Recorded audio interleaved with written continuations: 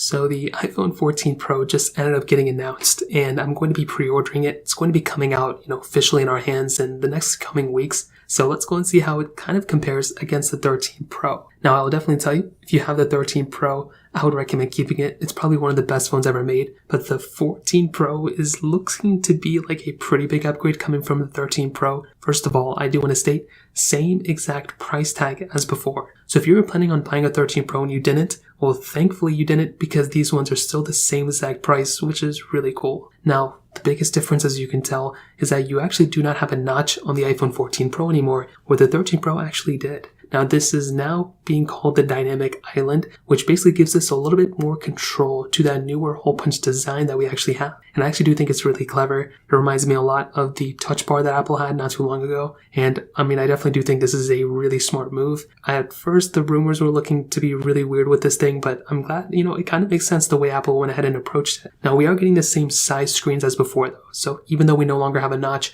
we do actually have that, we have more screen real estate. And I'll say it's almost like we have this, whole entire design of the notch, with it removed. So I think that's really cool. We're now getting an always-on display on the iPhone 14 Pro as well, and we are now getting a newer chipset inside of the iPhone 14 Pro. So the A16 chip inside of the iPhone 14 Pro. Over the A15, it's going to be faster, it's going to be better, but still the 13 Pro is going to be a very fast phone. We're still getting emergency SOS via satellite within the 14 Pro, which is cool. And we're also going to be getting better cameras on the 14 Pro. It's going to be that 48 megapixel lens that we now have, which is the biggest jump we've seen since the iPhone 6s, I think. Since then, all the iPhones have had 12 megapixel cameras. So now we have a newer 48 megapixel lens. We're now having this new thing called action mode. We're getting the stabilization mode as well. I said that totally wrong. And we're going to be getting cinematic mode at 4K. So really big improvements. Overall, it's a really big upgrade and I'm really happy about it. If you have a 13 Pro though, I would still probably recommend keeping it. But I'm actually really happy with the way Apple went ahead and, moved to this newer design phone, because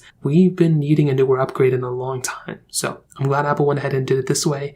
And honestly, it's seeming to be a pretty big upgrade overall. So in terms of that kind of covers it up. If you have any other thoughts or questions, let me know in the comment section below. Hit the like button, that would mean so much, but definitely hit that subscribe button. More importantly than everything else, I love every single one of you guys. Hopefully I'll catch you guys in the next video. Peace out till then.